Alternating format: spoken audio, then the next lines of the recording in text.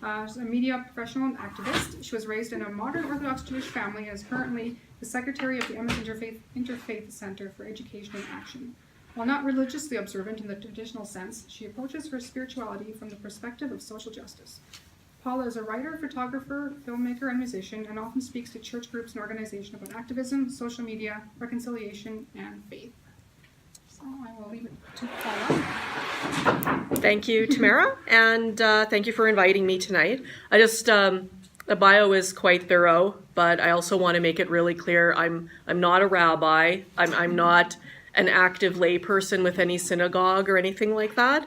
But as part of my work with the Interfaith Center and just as somebody with a Jewish background, I'm happy to talk about Chanukah from a historical and cultural perspective. So Chanukah itself comes from the books of 1 and 2 Maccabees. And these are books that maybe you might not have heard of before because they're not actually in the Bible. They're apocryphal books that, for whatever reason, didn't make it into the final cut of the Bible. It's more of a historical holiday and a cultural holiday rather than a religious one as such. The pronunciation sometimes can vary. Some people say more of a Hanukkah. Some people write it as Hanukkah. It's often seen as Chanukah. I was asked about why there are so many different spellings and some pronunciation variations. First of all, the spelling differences is simply because it's a phonetic spelling. The letters of Hebrew and the letters of English don't correspond exactly. So there is, for a lot of Hebrew words that are spelled in English, it's just a phonetic spelling and there is no right or wrong. There are just ways that we've come to know certain words being spelled for like shalom, for example, which means hello, goodbye as a greeting, and it also means peace, is shalom in the English, but when you look at it in Hebrew, it's something completely different because they're not English characters that are used.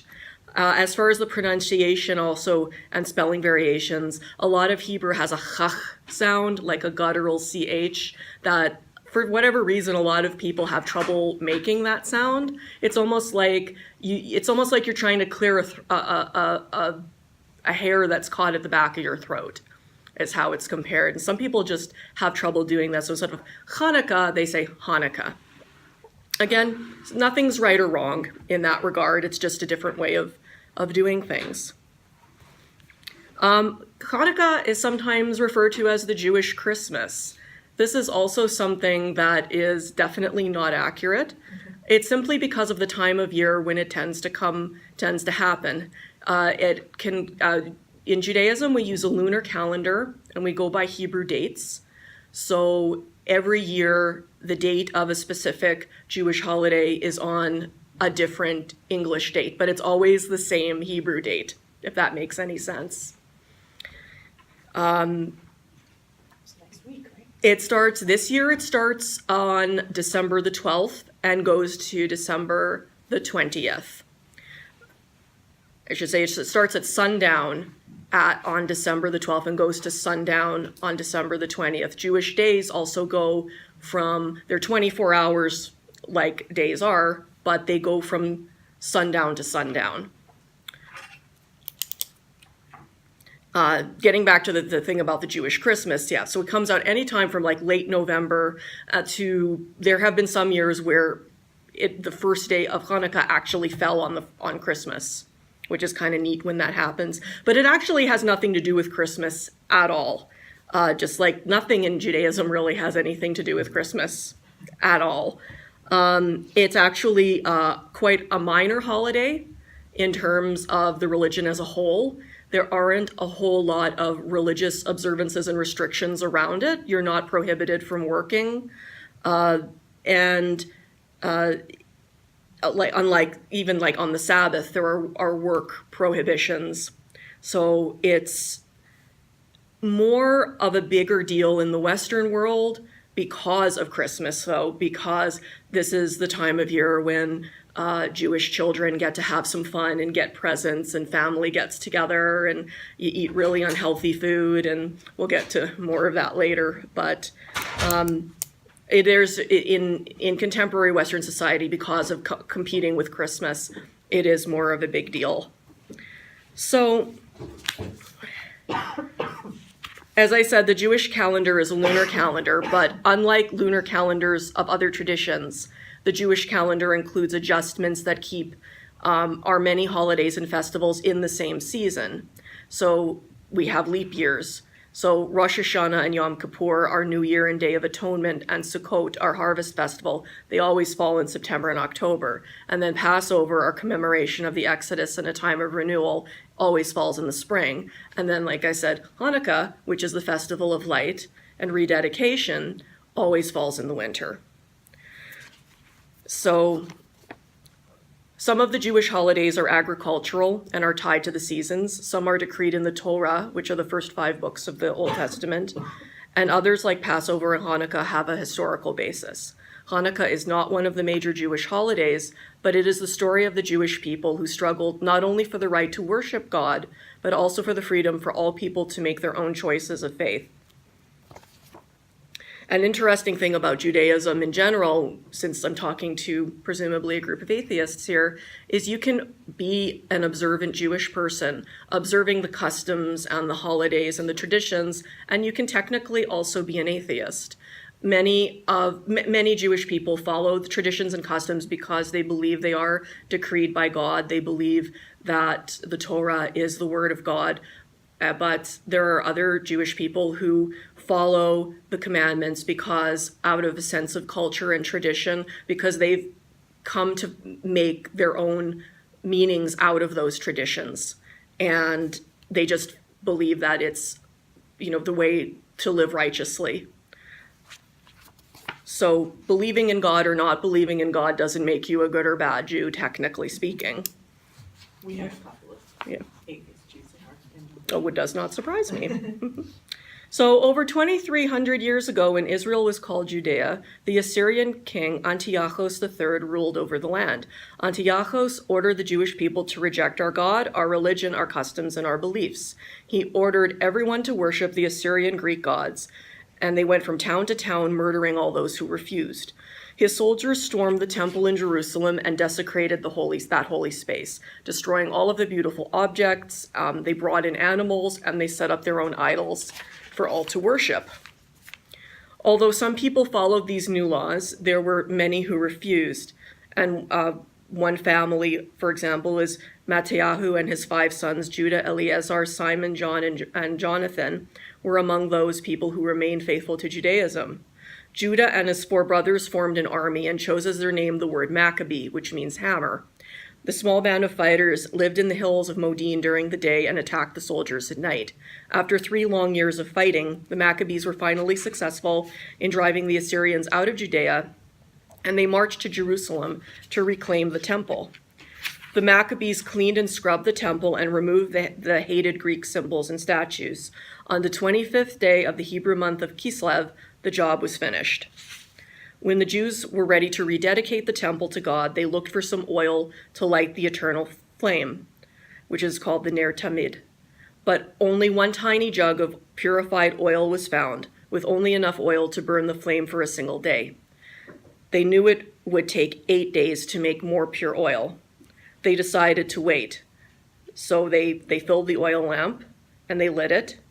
And a great miracle happened because the tiny amount of oil stayed lit, not only for 1 day, but for 8 days.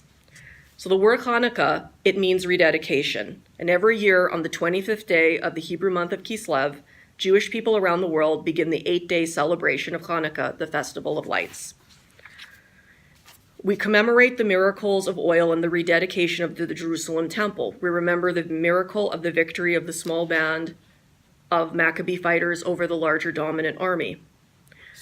So that's the historical context for Hanukkah. It's a time for family and friends to get together and celebrate. And because of the theme of light and oil, there are certain traditions and customs that are done for Hanukkah. For example, we eat foods cooked with oil. lots of oil, lots and lots of oil. It's a very bad time of year to go have your blood checked for cholesterol. Like potato latkes, which are potato pancakes, and soufganiot, which are, you'd know them more as like Bismarcks, round, jelly-filled donuts that are deep fried. Children play with a small spinning top with Hebrew letters. It's called a dreidel. And on each side of the dreidel is a Hebrew letter. Nis Gadol Hayashem for the 4 sides. Here we have them. Shin, He, Gimel, and Nun. And those are letters that represent Nis Gadol Hayashem. A great miracle happened there. And there's a game that's played where you spin the dreidel, and depending on which letter it falls on, you use chocolate gold coins. Those are called gelt, which means gold in Hebrew. And it's sort of a gambling game. And depending on how many, how many coins you get depends on which letter it falls on. There is a story that is told of how that game developed during the time when the crackdown was on that Jews could not practice their traditions, one of them being Torah study. People would clandestinely get together and study the Torah, and then the soldiers would come in, what are you doing? And they would whip out the dreidels and say, oh, we're just gambling, we're just playing a game here. I'm not entirely sure if there's truth to that, but it is a pretty cool story. So. And each night of Hanukkah, we light candles on a menorah that's called a Chanukah. So we have a picture of one here. Yeah. There are other kinds of menorahs that are used in Judaism with different numbers of branches. It's a candelabra. For the Chanukah, there are 4 candles on each side, each one representing a day of the holiday. And starting on the first night, the middle candle is lit. It's called the shamash. And it's used to light the other candles. So on the first night, the shamash would be lit first, and then the first candle will be lit. And then it burns out. The second night, shamash is lit first, and then it would go 1, 2. And then eventually on the 8th night, all 8 would be lit up like that.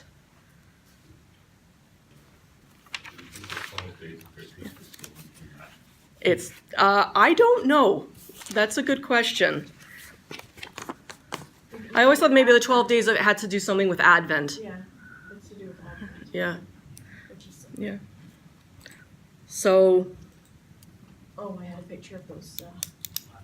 These are latkes. Yeah, these are potato pancakes. That's applesauce in the middle. They're traditionally served with applesauce and or sour cream. And they're Someone usually should make those for our Yeah. Christmas party. they're usually served like right out of the oil. Like I said, it's like really greasy and oily, and you feel really sick afterwards, and it's great fun. Oil is not bad for you. We've been taught that it's bad for us. It's not. Well, anything in moderation, but yeah. You can do it with a pancake, really.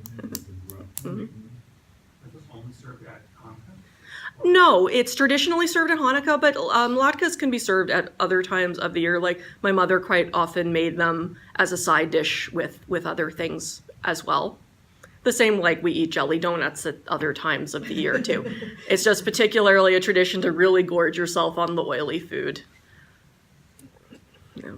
So that's pretty much my presentation. Which is a very speedy overview of Hanukkah. Are you going to teach us how to use that dreidel? Let's learn that game. Does anyone have any questions or? What about the present thing? Okay, the presents. So presents are part of Hanukkah. More for the children, again, because they get to see all their friends having, celebrating Christmas and getting presents and everything. Traditionally, it's a small present given on each night of the holiday. It's something really like small, some candy, a small toy, some kind of a treat. That has changed again in modern observance. That the way we did it when we were children is we got on the first night of Hanukkah, we got some kind of a big present, and that was it. And then when we got older, we stopped doing the presents. That was more for children. But every family does it differently. And again, there's no right or wrong way of doing it. You said there was another name for Hanukkah, it was Festival of Lights? The Hanukkah is a festival of rededication and festival of light. I said oil Yeah. lamps. burning. Yeah, exactly. That's And then why. In the Hindu tradition, in November, there's the Hindu Festival of Lights. Right, I know, yeah. I'm wondering if there's any overlap. There's no connection between the two that I'm aware of. Yeah. Yeah. Yeah, exactly. I've been to one, Indian Festival of Lights, and part of the ceremony is to invite strangers into the home. Hmm. Present with food using the vegetarian food. So is there something similar to that? Not for Hanukkah, but at the festival of Sukkot, which is also a multi-day festival, and it deals with, it's a harvest festival, and it deals with when Moses and the Jewish people were wandering through the desert and they had to set up temporary dwellings. It is a custom to invite people to first of all build a temporary dwelling like in your backyard, and there are certain specifications for it, and to invite people to come and have a meal in the dwelling. Is that the one where there's apples and honey involved? Apples and honey is for Rosh Hashanah, which is the Jewish New Year, and the symbolism of that is to have a happy and sweet New Year. Apples for happiness and sweet for honey. Right, something like that. Yeah. I know I have to provide honey for. Yeah, honey cake is also served as a dessert. Sweet things. Yeah. I'm a beekeeper. Oh We yeah. all have sweet Oh teeth. wow. Yeah. When you see this kind of stuff on TV, I mean, I know that you are on a movie or whatever, they always seem to be singing. Is it more chanting verses from a specific, I don't know. There are specific prayers that are done when you're lighting the menorah. Okay. Those are not sung specifically, but there are certain songs that are sung after the candles are lit. There is a song, it's called Rock of Ages, but it's not the same Rock of Ages as the traditional Christian hymn, and it's in Hebrew. And there are some others, like there's a dreidel song surrounding the playing with the dreidel. And there are songs that are associated, again, like with all the Jewish holidays. At Passover, there are songs that we sing that deal with the Exodus and such. But the dreidel song is probably the one that's most often found in popular culture, mostly because of South Park. But which is totally stylized. There's nothing about Courtney Cox in the original version. But yeah. Well, that's from Friends, Yeah. right? So what about the holiday armadillo? Is that I'm just kidding. Just bugging. Yeah. But you sometimes see them wearing special clothing, or is that just the rabbi that has to wear There's no special clothing for Hanukkah. Okay. That you might be thinking of Passover, where the person who's leading the Passover Seder, the group meal, is wearing a long white gown type thing. Is that what you're thinking I don't of? know. I guess I just don't expect Hollywood Yeah. to have it right. If they've seen one little snippet of Yeah. something to do with Judaism, then they're Yeah. going to put it on every movie scene that has to do with anything Jewish, right? Exactly. So, okay. Yeah. I just wanted to check. A lot of it depends on the context. So yeah. Because Okay. there's also Jews from different parts of the world might have different traditions too. So Yeah. I'm I guess coming it's up. probably Yeah. they focus in on the rabbi, and then the rabbi is Mhm. like you'll see there'll be the probably the matriarch, I suppose, of the family. She'll Mhm. always have that lace kind of. Is It's that just, tradition in Judaism in synagogue for a married woman to cover her hair okay. in Orthodox circles. So to have a hat of some kind or a lace thing of some kind. In very Orthodox, she'll wear a wig because it's viewed as part of modesty, and her hair is for her husband. Is traditionally Most what of that the means. Abrahamic religions Yeah. all sort of have that. There's some aspect of it. We see that in the Muslim tradition as well, in a different way. And Yeah. quite a lot of Christian sects do In that too. certain Christian sects, yes, yeah. Is alcohol important at all at Hanukkah? Wine or consumption of wine? There are no specific rules regarding alcohol for Hanukkah. The Purim, which is another spring holiday that leads up to Passover, which celebrates Queen Esther's saving of the Jewish people. There is sometimes there's, and not, it's not, a religious tradition, but sometimes there's some drinking as part of that. People play dress up and people drink, but Judaism does not specifically have any prohibitions against alcohol the way that some other religions do. So, wine is sometimes part of some of our observances, like the Saturday night Kaddish welcoming in the Sabbath. There's a blessing that's made over the bread and a blessing that's made over the wine. And if somebody is using real wine, that's fine. If somebody's using grape juice, that's fine too. It's just, again, based on your personal preferences. Is there any reason why the wine is so sweet? Not all kosher wine is so sweet. There are kosher wines that are also more like regular types of wine. I'm not really sure why certain types of it's more of a dessert wine. Is what I can think. Sweeter. And it's specifically for some of it. The very sweet wine is used for the ceremonial purposes, so it makes it a little more palatable to somebody who normally wouldn't be able to drink something that was a little more bitter. I'm just guessing. So. Are you aware of the tradition in Judaism, or the more orthodox the congregation, the stronger the booze you get? Unfortunately, no, that's not the case. Well, the Jewish friend just pointed that out to me. He said, go to ultra-orthodox stuff because they're 7 hours later, as opposed to fruit juice. Yeah. There's a whole range of, wine served at the end. Well, like I said, there's no prohibition against alcohol in Judaism. So sometimes, if there is a synagogue and there is some kind of if a holiday is being celebrated and people are joyful and there's dancing going and there's it's quite often in an Orthodox synagogue. First of all, the men and the women sit separately, but quite often you're thinking of Simchat Torah, which celebrates the end of the reading of the Torah cycle, and the men will take the Torah and pass it around the Torah scrolls and dance with it, and there can be some drinking involved with that, and I don't see any. There would be no reason why there'd be wine, but there could be other things as well. So it's probably not unlike the Christian church, because a lot of the old, more Orthodox, they still do communion with wine, but most of the newer churches don't, because of their different audiences. And you also don't know who in that congregation is. Well, if you're doing something like communion and you're passing around the wine, you don't know who's an alcoholic, might have a problem with that.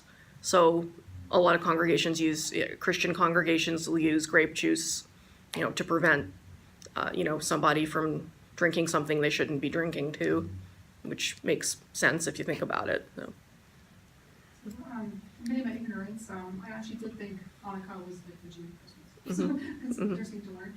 So Christmas itself then is just not observed at all? Christmas in a traditional Jewish family would not be observed at all. Nowadays you have a lot of mixed families, so yes, Christmas would be worked into things in some way, shape, or form. But generally, like in my family, Christmas was just the day that we hung around and watched movies because everything was closed, all of our friends were busy, and it was just otherwise just another day. So the Syrians who were harassing the Jews, they were, I believe, Greek. They were Greek. Well, Yeah. it was Seleucid, not Syrians. It was the Seleucid Empire. It was derived from after Alexander the Great died. Hellenism. His empire divided between Ptolemy in Egypt and Greece when it went to another one, and the Seleucid Empire began in Persia, basically in that area, and including Judea as part of the territory it conquered in Asia. So that's why they'd be Greek. There is from the Greek general, Right. Probably. So my question was, why do you suppose that the Greeks, these people would be harassing Jews if they were already polytheists? They already had a bunch of gods. Why? What I think it was is it was a power struggle of some kind. that the Greeks wanted to be the dominant culture, and there's this strong Jewish community that did things a different way and viewed the Greek way as paganism, essentially. And I think that made the Greeks feel threatened, or the Greek leadership anyway. Like the Greeks had a religion, it was polytheistic, but I don't think that means you can just add and subtract gods at will. It was a structured religion. Yeah, the 12 Olympians. So it would be that Based on still his that idea. conflict. Yeah, his was the other. I can call the Romans were a little more open about that. They just Well, they were smart. included, you know, No, they were the Jewish totally God Romans. is one more of their own, and That's that's right, it. yeah. As long as you paid due to the emperor. it's Yeah. fine. Oh, I've been wandering the halls, you missed it. Can I ask, so the candles, you light one each night, so I know that. Right. Do they stay lit all the time? They stay lit until they burn out. Okay, so Yeah. if the first one burns out before the last one's lit, is that a big deal? Well, If you bought no. a cheap candle? They burn out, they burn out in whatever order they happen to burn out, Okay. and they have to be lit in a specific Okay, order. so it's more but the importance yeah, about what order they're lit exactly. in rather than them all And then they being lit just at the burn same time. out to the natural, till they're naturally all burnt out. So traditionally, would those have been little oil lamps, or has it always been candles? You probably answered Well, the that when you were candles- talking and I missed it. Yeah, well, the candles would have come into play because it's simply not practical to have A little oil. a little, some kind of oil equivalent of that, and to have all the oil and be burning oil in your house, and that.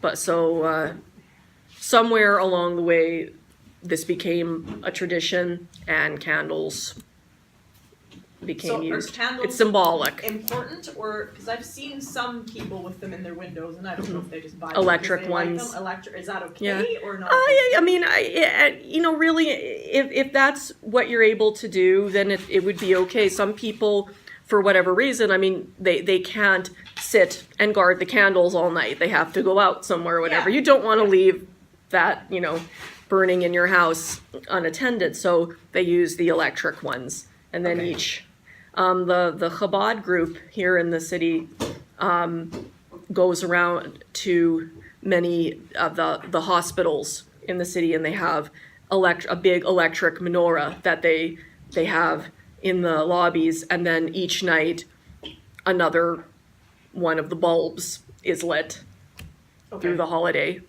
to give people who are hospital bound the chance to see all the candles be lit in that regard. So Okay. yeah. So it's not. So Yeah, obviously, it's not something that's that's a no-no for sure. Okay. Yeah. Okay. It must be like any other holiday, though. It evolves over time. Like, I'm assuming they didn't deep fry potato pancakes 100 years ago. Unless they did. I don't know. I'm not sure. what the I'm deep not frying sure. Technology was 100 Yeah. years ago. Probably Yeah. wouldn't have been potatoes since they're a New World vegetable. Yeah, that's Yeah, potatoes would have come after. Yeah. Maybe they had turnips. Deep fried turnip. What's the bring Deep back fried to turnip the cakes. summer? Deep fried turnips. I might give it a try, see how much I can.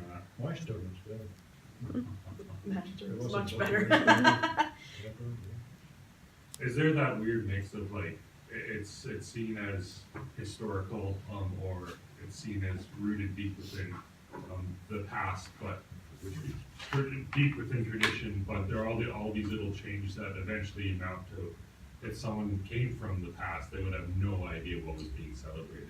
It's hard to say because, like you said, what did they do 100 years ago? What was the frying technology like? When did potatoes come into it? When did candles come into it? When did it all start? That would require some deeper research. So that's a good question. What did they do when they were traveling across the desert? When they were traveling across the Book of Maccabees would have happened after the crossing of the desert. Oh, It would have happened later on. Book of Maccabees? It's the first and second book of Maccabees, which are apocryphal. They're not actually in the Bible. Oh, I see. And that's where the. It would be in the Catholic, in a Catholic Bible it would be in, Yes, not in a Protestant Bible. okay. Or if you bought a separate apocrypha, it would be in there. Christians from that was a couple thousand years ago wouldn't know what Okay, Christmas we're well like. accepting that, like, our Christmas is nothing like, Yeah, but Mm-hmm. we've accepted the marketing and yeah. commercialism. The red suit Kinda and all that just- stuff. Yeah, Yeah, where did Santa Claus come from? Coca-Cola, the modern Christmas as we know it, basically, you can track most of it back to the Victorians. Yeah. And the Christmas tree goes right back to Prince Albert, Prince bringing the Albert, German yeah. tradition into the, Brought it from Saxony. rest of the world. That's right. Before that, they had the Yule log. Yeah. So maybe Hanukkah has actually held on to more tradition then, from that point of view, because we know it was symbolic, the 8 days and all Right, that. yeah. Is there a Jewish equivalent of the midwinter solstice, December 21st? No, Nothing specific. Nothing Solstice. specific. What about midsummer solstice? midsummer. Or the two equinoxes? Nothing specifically relating to the equinoxes. There's there's something around what you would what Christians would call Pentecost, Yeah. which we would call Shavuot. That would be a spring festival that comes several weeks after Passover. Yeah. But I'm not sure that that's exactly the Because same ancient thing. Israelites were Yeah. astronomically sophisticated, so I'm surprised that they wouldn't mark the solstices and equinoxes at least. But maybe those Yeah. were considered pagan. They would be probably more than pagan considering that Yeah. they were Mhm. suns. Basically, solar. Well, it's true, you They based weren't on the in, lunar they, calendar. I don't Yeah. think Jewish people were in the habit of stealing holidays like the Christians were either. Yeah, we've got a lot of holidays already. You know, We didn't need any more. didn't need any more. Yeah, yeah. I went to a Protestant school in Montreal, and all the Catholics went to the Catholic school, but all the Jews got to go to Protestant school. And the Jews got to take twice the number of holidays. They have more holidays than anyone else. If you go, and if a Jewish person goes to a Jewish school, like you get all the holidays off, like the major and the minor ones, any of the ones that require abstaining from work, Oh, yes. which Chanukah is not one of I those. thought that but- wasn't fair because I yeah. was not Jewish. Could have converted. Yeah, the option's there. Yeah, Yeah. yeah. like around this time, that argument does pop up in the school system. The fact that it's celebrating Christian holidays in what should be a public institution. Has there been anything, or is that just it kind of like there's talk around Christmas and then it kind of goes away and then there's talk around Christmas? You know, I went to public school as a child, and it was never an issue for me. It was, my parents would write a letter to the school and indicate which days I wouldn't be coming and why. And I was never given a hard time about it, as long as I made up the work or the tests or whatever otherwise. My father, who is a retired a University of Alberta education professor, in my early elementary days would come in to the class to talk about the Jewish holidays, and this is why we do certain things, and this is what we observe, these things, and so that the other kids, they knew why I wasn't there on certain days. They knew why I didn't eat certain things and why I didn't participate in certain things. And it was for me, that was just a normal part of life, and I knew that I got certain days off because those were the dominant, quote unquote, holidays, and that's just the way life was. It didn't really affect me one way or the other. It's just the way it was. You mentioned that Hanukkah was one of the minor holidays. What are the essential holidays that almost all Jews? Okay, so you're thinking of the Jewish equivalents of, say, for example, Christmas and Easter, which are the days, I'm assuming, in churches where people come out of the woodwork and you never see them at any other time, kind of thing. So for Jewish people, that would be Rosh Hashanah and Yom Kippur, the high holy days. That's they come in the fall. Rosh Hashanah is a 2-day holiday, and it celebrates the Jewish New Year. And then the 10 days in between Rosh Hashanah and Yom Kippur are called the Days of Awe. And that's a time of reflection over your behavior in your life over the last year. Time of making amends and making repentance to whomever you feel you need to do that to. And then Yom Kippur is the Day of Atonement. It is the holiest day of the year. And it is a day of fasting and prayer and reflection and a very, very long day. Those are the two holidays that pretty well all Jews universally observe. Is more important than Passover? More important than Passover, although Passover is an important one. It's not one of the high holy days. I know an apartment building where there's a Jewish couple in it, and so things have to be set up in that particular condo building whereby on certain days they don't touch or do anything. They're not even allowed and I forget how it works, but even the parquet button, they're not allowed to press it. So Right. Can you explain Okay, the so rationale to all of that? Okay, so for the Sabbath and for the Jewish holidays that require one to refrain from work, work is defined in Judaism religiously as anything which requires creativity, anything that makes anything. So flicking a light makes a spark. Pushing a button on an elevator creates an electric current that then causes the elevator to go up and down. Certainly anything like writing, working a computer, turning a television on and off. There are synagogues that have microphones that are used in their services, but a lot of them have an automatic timer that's set in advance. We have all kinds of ways to work around these things, and it turns it on and off. A lot of observant Jewish people have eat a certain stew on Saturdays called kolent, and it's like carrots and chunks of beef that have been simmered over a long period of time, and it's cooked low and slow, and they start cooking it on Friday, and they just keep the oven on very, very low, and it just stays on through to sundown on Saturday, and that's what they eat for supper on Saturday so they can still have a hot meal, things like that. So anything that requires driving, you don't drive, you can't using a telephone.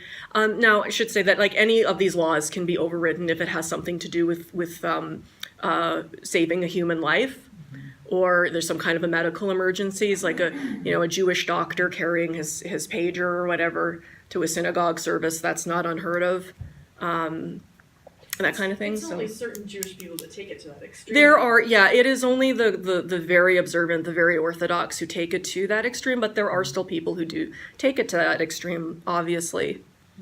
On that note, Yeah. if you have the technology, eventually you just be able to bypass all of that. You Right. have telephones that will have voice command response. You have electrically driven cars. So Well, the voice response, there could be an issue with that. See, and there's all kinds of rabbinic debates about these sort of things. They get really interesting because you can say with a voice command, if you're saying turn on, well, it's your voice that's doing it, but you're still making something electronic happen. So like people would say like the clapper, clap the turn and the lights turn on, but similar how does that thing. work with the elevator? Because they're using some sort of trick there. The elevator still moves. I'm not sure how they would do that. You can have Or a- they Yeah. take the You Motion can have a sensor. sound Motion elevator that sensor. just opens and closes at every floor. But there's still something happening. That door. But they're not making it happen. It's some kind of automatic thing that's been set in It advance, goes right? up and down the building Is all it the okay? way. Yeah. Is there a way to read a book, for example? Yes, reading a book is fine. Yeah, no, discussing. As long as you don't tear a page or discussing things are fine, yeah. So you Carrying things outside of your enclosed home area is not allowed. People who go to synagogue, for example, and observe that, they will, like a woman will somehow have her purse strapped to her in such a way that she's considered to be wearing it, for example. No, carrying. Yeah, not carrying it. Yeah. So you're not to work, so therefore you're supposed to be reflecting, or what are you supposed to be doing? It is a day of rest, the way that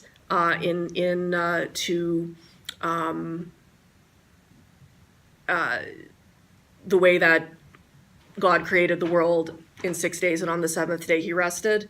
That is a way of personifying that and observing that, is my understanding. Trying to prove that they're resting. Yeah. Yeah, sometimes resting can be a lot of work. I Yeah, mean, yeah. I've seen documentaries where you've even got them going in the night before and turning off the light bulb inside the fridge so that Mhm. if by chance they open that door, that light doesn't turn on and things like that. So Yeah. it does seems like an awful lot of work to Yeah, yeah, it That just, seems like yeah. The visual is like, oh, the light's turning on. Never mind the refrigeration pump in the back that's turning on because you opened the door.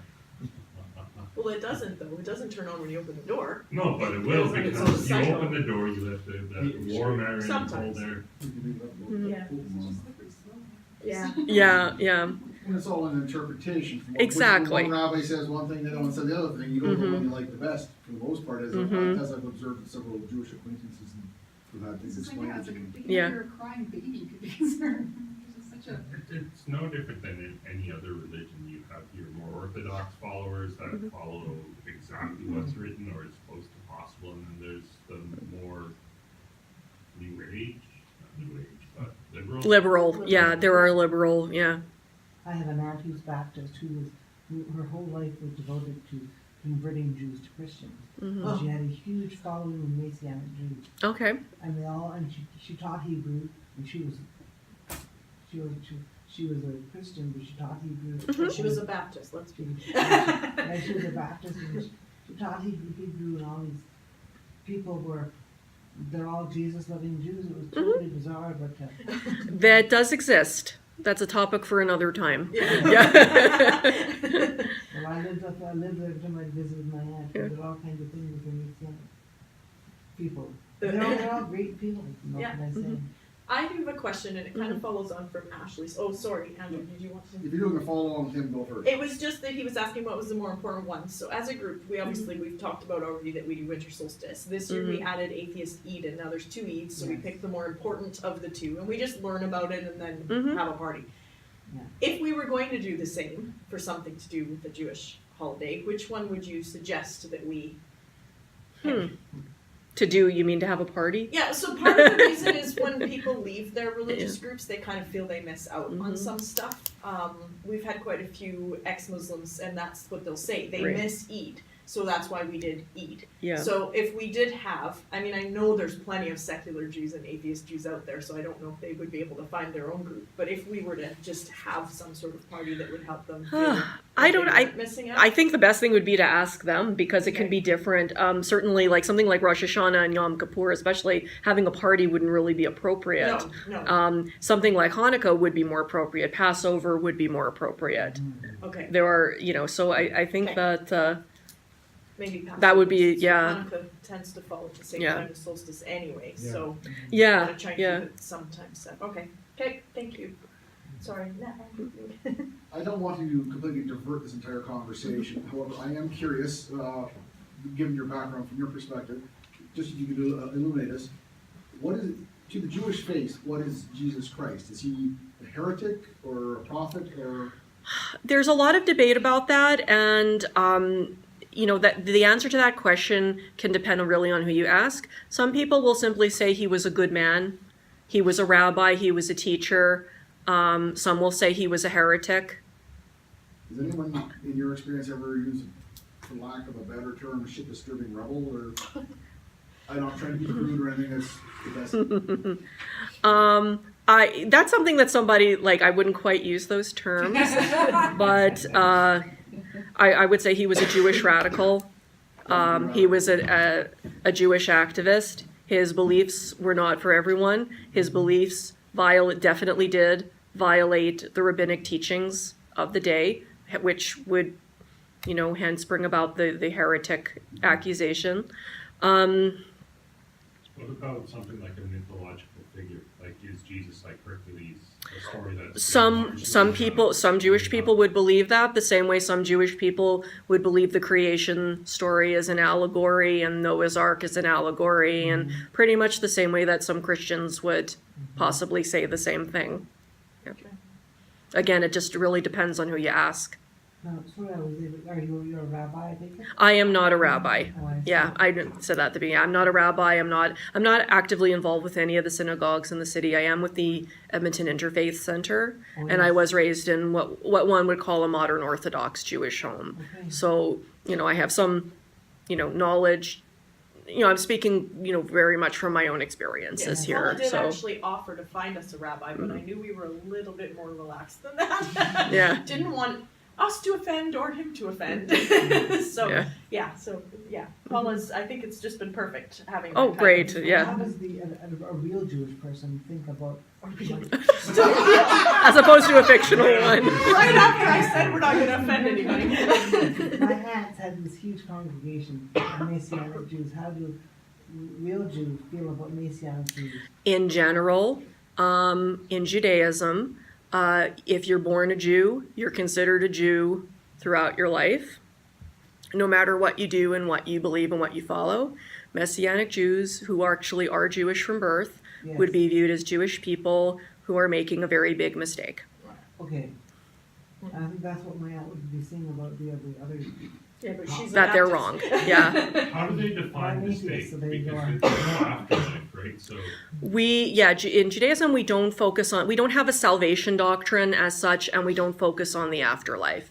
And traditionally in Judaism, Jesus is not viewed as being the Messiah, that he did not fulfill certain criteria for being the Messiah, and that to consider a corporal human being as being God would be considered a heresy traditionally. But just Yeah. because an afterlife is common to a lot of religions, do Jews have an afterlife? And- There is talk of an afterlife. It kind of depends again on what rabbis you talk to and what who you talk to. It's not something we focus on the way that Christians do. We focus on, you're supposed to live your life righteously, follow the laws, follow the commandments, and then whatever's supposed to happen will happen kind of thing. As far as what the afterlife actually consists of, there are different schools of thought about that. It's referred to as Sheol, isn't it? The underworld. It's like a upper levels, like Hades equivalent. for the most part. I think that would be more sounds like more like a Jewish equivalency of hell. Again, which we don't. I've heard it described literally more as like where the shades reside. Think if you ever read the Odyssey, where the level that Odysseus went to speak to the shades and the ghosts, not so much the lower levels where the torture goes on. Mm-hmm. Well, one of the schools of thought is that there are different levels, and the levels, it has to do with how close to God you are after you pass, and depends on certain things that you did in your life that may have influenced that. There is talk, the English term would be more like the world to come, rather than speaking in terms of heaven and hell as such. I feel like I'm moving away, obviously, from Hanukkah, and we've moved into more just Jewish traditions. Yeah. So I apologize, but I did actually want to know if there was really any sort of difference between kosher and what we would understand as halal. There is a difference. Somebody who is halal will eat kosher. Someone who is strictly kosher will not eat halal. It comes down to different laws pertaining to, I don't know the minutiae of it, but kosher is stricter in terms of the slaughter and preparation of the meat. As well, people who are halal will still eat seafood, I do believe, whereas people who are kosher do not eat seafood. And there are also laws concerning the mixing of meat and dairy that people who are halal do not follow, but people who are kosher follow them. Okay, I just wondered, because I knew halal was the same kind of slaughtering techniques, but the prayers would be obviously different. Right. I just wondered Yeah. how that would affect them, so that's, When I was a kid, I had a friend who was Jewish, and they had 2 sets of dishes in their house. Yes. And I couldn't figure out why, but that was okay. Mm-hmm. We had 2 sets of dishes in our house too. We still do. One set is for meat, one set is for dairy, because you're not supposed to mix meat and dairy. Gotcha. So it's not for the observant family and the observant guests versus the Gentiles that might be visiting? No, No. there is absolutely no prohibition against serving a Gentile person on a dish. It doesn't defile it or anything. It simply has to do with the kind of food being served on the dish. Have you ever heard that not mixing meat and dairy is like first class commandment, equivalent to one of the 10 commandments in Christianity? Is that I've never heard that. It's actually a rabbinic commandment. You don't actually find that in Leviticus, where a lot of the rules concerning kosher are. Where it stems from is a commandment that in Leviticus that says that you shouldn't boil a calf in its mother's milk. And then the rabbis took that and expounded on it, and that's actually in the Talmud, which is considered to be what's called the oral law. But it's been written down. But the rabbis took laws that were in the Torah and then expanded upon it to make it absolutely almost impossible to break a Torah commandment. So the way that we observe that is, well, we just don't mix meat and dairy. Then you don't have to worry about boiling a calf in its mother's milk. I guess all these rules were precaution against mass poisoning. If you look at it in historical context, yeah. Like eating, if you can't cook a pig properly, you've got a big problem. Especially in the So, Middle East. yeah. As I understand it, Jewish people are kosher diet. Fish is all right as long as it has fins and scales. Fins and scales, yeah. And a fish is, that's why shellfish is a no-no. And a fish is considered to be neutral as far as meat and dairy goes, so you can have dairy with fish. I wonder if the instance of veganism is more prevalent in Jewish religion. Well, it makes it easier. A lot of times if I'm going to a conference, I list because I don't do dairy for health reasons as well as dietary reasons, kosher reasons, and I don't eat pork and I don't eat seafood. It's easier just to say, yeah, I'll take the vegan option. I don't have to worry about any of it. So, So one thing I've always wondered about, not just Judaism, but like all religions, there are all these rules that you follow, the no work, the kosher, the Mormons can't drink coffee, like all these rules seem so very important, and you observe them. One thing I've always wondered is like, what are the consequences if you don't, like if you push a button on the Sabbath, or if you don't eat kosher? lightning immediately. It seems so important, but what if you do, like you said? Well, I think my personal view of traditions is that a tradition has meaning if it has meaning to you. So if it's important for someone not to push buttons on the Sabbath, that's their decision. It's important to them. Who am I to tell them that they're overdoing it or whatever? Not people consequence, like divine consequence. Like not pushing a button is important. Not just for tradition, right? If somebody to whom that's important does something like that, then they would perform some kind of, I guess, act of repentance in prayer to God for that. If they feel that it's divinely commanded upon them to do that. Okay, so you can do it if you're really, really sorry about it afterwards, but if you do it just say, screw it, I'm gonna just push all these buttons all day. Well, one would think they're not just going to do that, but let's say they would avoid it, just avoid it in the first. Somebody makes a mistake. Now that does happen. Tradition is important in a non-religious context as well. Well, I know, but I'm saying but it's more important in a religious context. I mean, your eternal soul is at stake here, isn't it? Like, isn't that like that's why I'm asking, like, how important are these things that, like, I mean, like in Mormons aren't allowed to drink coffee. Like, how important is like God going to smite you if you do coffee? I can't speak for Mormons. Heaven knows I cannot speak for Mormons. Like, yeah, traditions are important for They'll only get to the atheists. level Yeah. of heaven and But I'm not going to go to hell. Yeah, we don't have any, like I said, we don't focus on heaven and hell. So if somebody screws up and makes a mistake or something, we don't feel that person is going to be condemned to fire and brimstone for doing that. We believe in repentance and saying you're sorry. And we also believe if you commit a sin against another person, like if you offend someone, you have to go to that person directly and apologize. You can't use God as a middle person between, you in a relationship with somebody else. And that's an awesome difference between Which a lot is, of I religious understand groups, that there is a difference between, whereas, you accept Jesus Christ as your Lord and Savior, then nothing you do can be wrong kind of thing, that's a very much an oversimplification. But, if you go and tell your priest in the Catholic Church and you're absolved of all your sins. Yeah. You don't have to confess to the rabbi that you did something or whatever. You're just supposed to go to the person and try to make amends. Okay, so basically it doesn't mess up, it just as long as you're sorry. Very mature. You just you apologize, you fess up, you apologize, and you move on. It would also preclude indulgences being introduced into the society. Very Well, mature. that's a Catholic thing, isn't it? That's a Catholic. We don't have anything like that. Yeah. So how do you find the government's inclusion of events like Hanukkah this time of year? Because there's like the lighting of the Christmas tree, Right. which is big public news, and is there, or like prayers at the beginning of public meetings? Chabad does a lighting of a very, very large menorah on the legislature grounds every year, which I'm guessing they get provincial permission to do.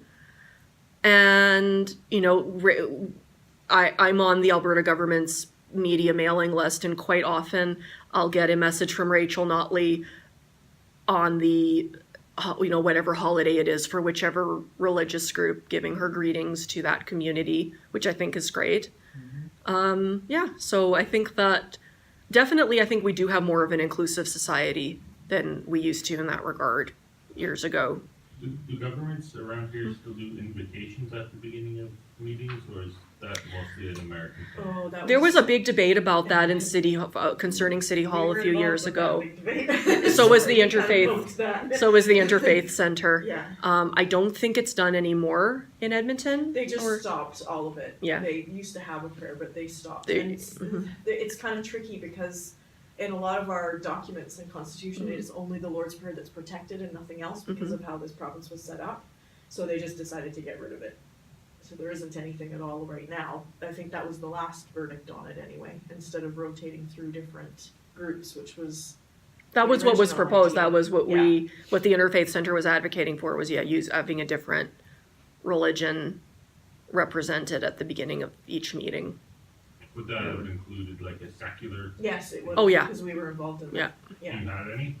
Or pagan, or Well, it never got to the stage where we were invited because they just stopped it. You weren't prepared, just in case they I think call? Luke did have some looked out, yes. When I retired from the Edmonton Public School Board as a teacher, and they had, for some reason, I don't know why, but they asked me to do the invocation for their retirement banquet.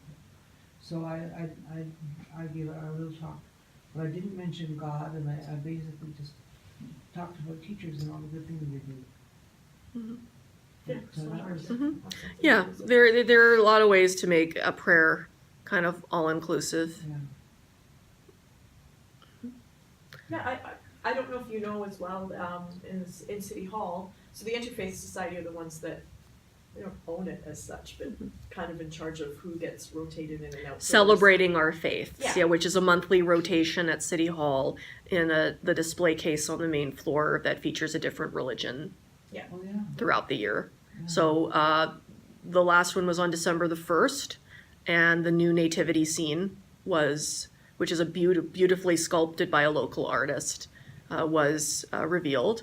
And the next one is going to be on December the 18th at noon, and that's going to deal with Chanukah. And the Talmud Torah choir is going to be there to sing, and there are going to be some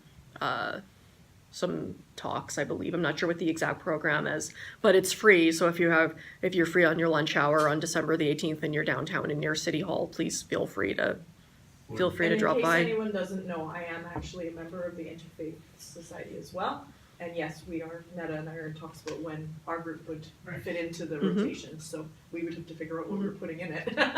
Can't just stick a Richard Dawkins book in there and be done with it. Yeah, it's gonna be a little more involved than that, but yeah, Or certain definitely. Species, I don't know. Well, that would be like, if you do something based on, Darwin, Well, there was actually, I looked into Festival of Trees, because I didn't understand how that worked. I'd been to it many times as a kid, but I didn't know how it worked. And you actually pay to have a tree there, and then people bid on them to take them home. So we wouldn't quite fit into that scheme, but we thought about it.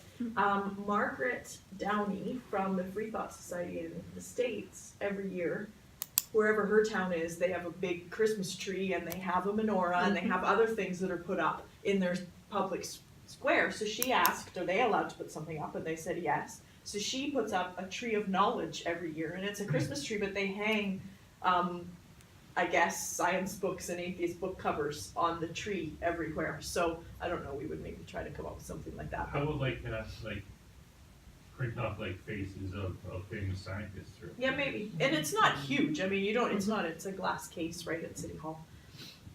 So, Sure, I diverted the conversation again. yeah, that's okay. It's okay.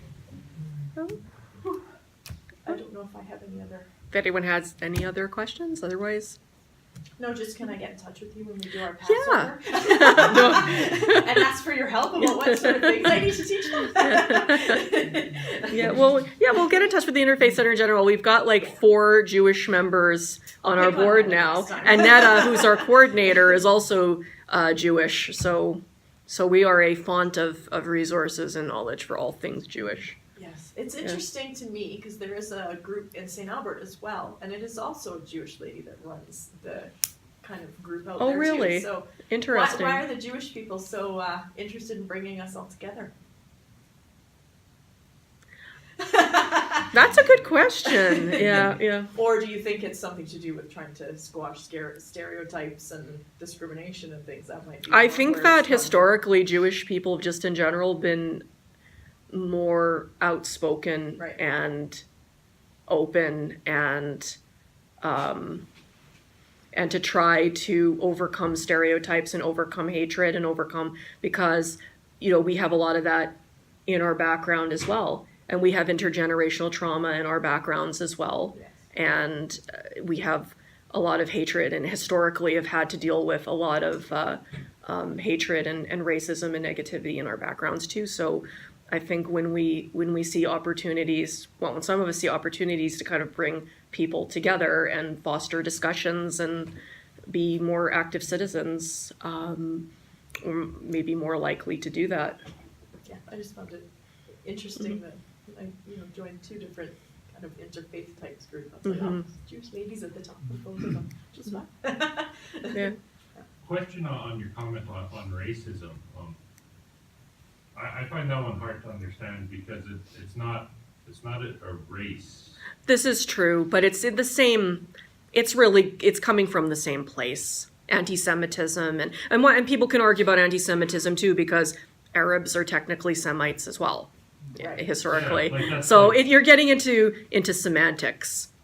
So I often consider racism and anti-Semitism to be kind of flip sides of the same coin. Yeah, it's just a bigotry of Bigotry. That might be Yeah. the better word. Racism, other races, and Well, some Muslim, people see black. anti-Muslim bigotry as racism as well, even though anyone can be a Muslim. I have a purist white Scottish friend that converted to Islam to get married. Hmm. She's clearly not going to face the same types of so there is some, Mhm. I guess there's prejudices that way, that there's markers that people can pick up on, and then they. How does that work in the Jewish religion? Because you said if you're born a Jew, you're a Jew. Right. Can you convert if Yes. you get married? Or You can convert. The conversion process is, and again, there is some debate about this as well, because it's traditionally one has to go through a very strict conversion, generally under Orthodox auspices, for your conversion to be considered universally acceptable. And Watch Sex and the City. it requires taking on all of the commandments, the mitzvot as we call them. It's historically a custom that you approach a rabbi, you want to convert, he will turn you away 3 times. They want to make sure that you're sincere about it, and converting strictly for the purpose of getting married would not be considered to be a good enough reason. Now, that's changed. That has changed over time, and there are more liberal denominations as well that do conversions, but those conversions are generally not accepted outside of their own denominational boundaries. I can see that, because if your reason for converting is I got married, it doesn't really show any faith behind the religion. Precisely, that's precisely the logic behind that. So that show was all wrong, because that's exactly why Charlotte managed. But she didn't do an Orthodox conversion either, so. But you don't have to. You don't have to convert, but then you can't get married in a synagogue. Is that the only? If you are not Jewish according to the standards of whatever it is the synagogue is, generally the rabbi will not do the wedding. There are some in the more liberal denominations, there are rabbis that will do mixed marriages. They are few and far between, but they will do marriages between someone who's Jewish and someone who converted according to their standards. Do you guys, So. or does Judaism have the equivalent of a shotgun wedding?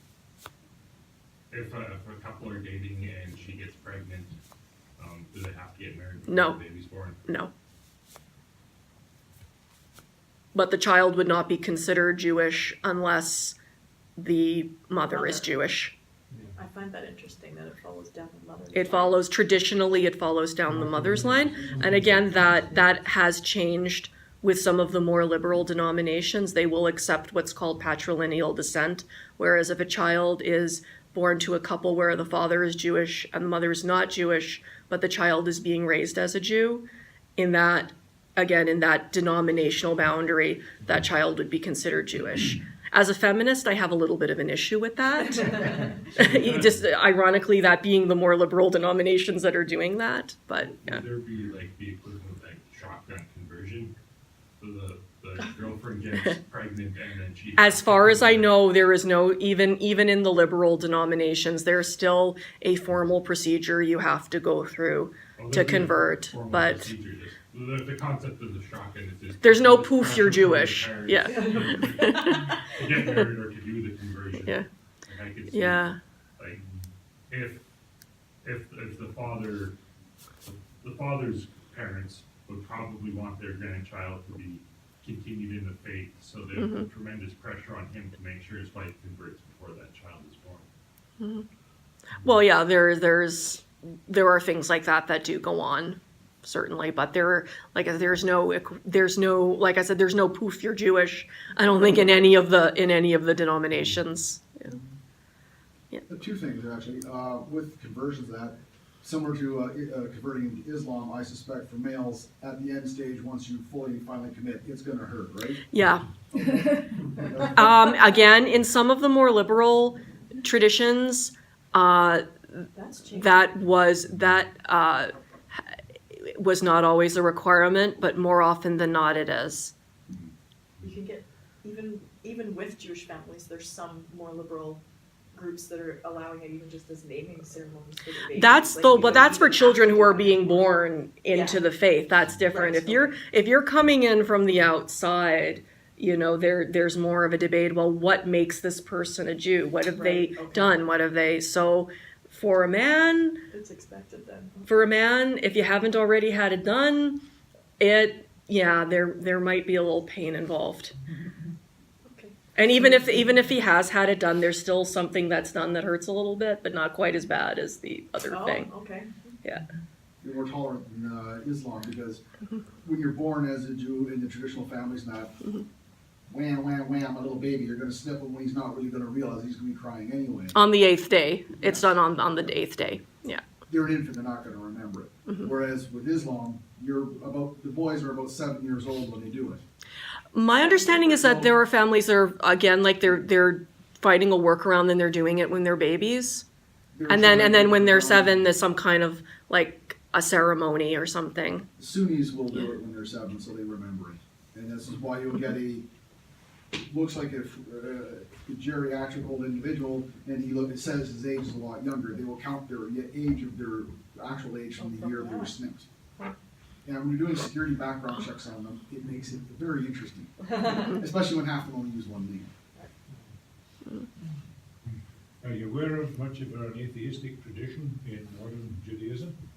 Am I aware of what? An atheist tradition or a atheist strain in modern Judaism? I'm not sure you would call it a tradition, other than, like I mentioned at the beginning, there are Jews who are atheists. Well, I'm talking about the statue of Stephen Weinberg. Oh, okay. Like, you mean prominent people who are Jewish and are atheist. And their leaders in the atheistic movement. I'm not really up on that particular, but I'm sure there are. I'm sure there must be in Israel. Yeah, I'm sure there must be. Oh, certainly. People Yeah. who are observant Jews but atheists. Yeah. That's no big deal. It wouldn't really be considered a big deal. There are Jews who are practicing Buddhists. There are Jews who are practicing pagans. There are Jews who just are completely secular or non-observant, but they still culturally consider themselves to be Jewish. It's very much, it's very much a culture and an identity as well as a religion. And there are people who reject the religious aspect of it, but they still keep the cultural aspect of it. Right. Yeah. Did you know there's a pagan tradition of atheism too? And guess who invented it? It was the Scots. No. It's strictly atheistic. Oh, It's, interesting. Yeah, it's pre-Celtic. It's they call it the modern resurgence of paganism. They call it not Celtic Wicca, but it's Pictish Wicca. Mm. And it's strictly atheistic. But it's boils down to reverence for Mother Earth, basically. Everything's seen as a metaphor for nature. It's reverence for nature. Now, I would consider myself a cultural Christian, Mhm. probably. And I would imagine many of you as well would consider yourself a cultural Christian. No, but I wasn't raised a Christian, so. No, I'm a Nietzsche Oh, no, I don't antichrist. believe in God, of course, but in things No, but like, I wasn't raised Christian at all. Oh, I I was was raised raised Roman secular. Catholic. Mhm. I'm a Nietzsche Yeah. antichrist. I celebrate. Cultural I atheist, have a yeah. Christmas tree, There's such a and thing. No, I celebrate Christmas Christmas. tree's pagan though, we've had this That's true, discussion yes. before. Maybe I'm not a cultural Christmas Christian, I tree don't- pagan. You're a secular person of Christian background. I guess so. Yeah. Is there a specific way or special way to say Happy Hanukkah in? Would be Chag Sameach, which is a greeting that is used for a number of holidays. And the Hanukkah would be one of them. Can you say it again? Chag Sameach would be Sameach. Chag and then Sameach, however you would know. See, I can do Chag that thing Sameach. 'cause The I'm Chag. Scottish. Yeah. Oh, the Scottish, sorry. You know, I used to know this person who I knew somebody who could speak German fluently, and there's lots of They have in a lot, German, yeah. a lot of gutturals in German, but he couldn't do it in Hebrew. And I never understood that. Like, it's the same sound. Why can't you do it? You know, Scotsman to do it. Yes. he wasn't Scottish, but yeah, Loch. Loch, yeah. So, yeah. Lots of people here can't do it though. I don't know why. Seeing as we're already a little bit off course, I'll get even more off course. Oh, go for it.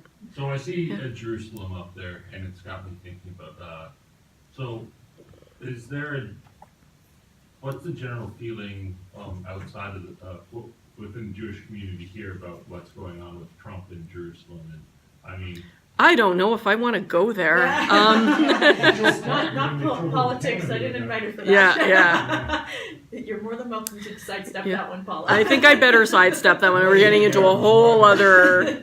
He's deliberately provoking Adams. Yeah. Yeah. But Joe Clark walked right into that part too.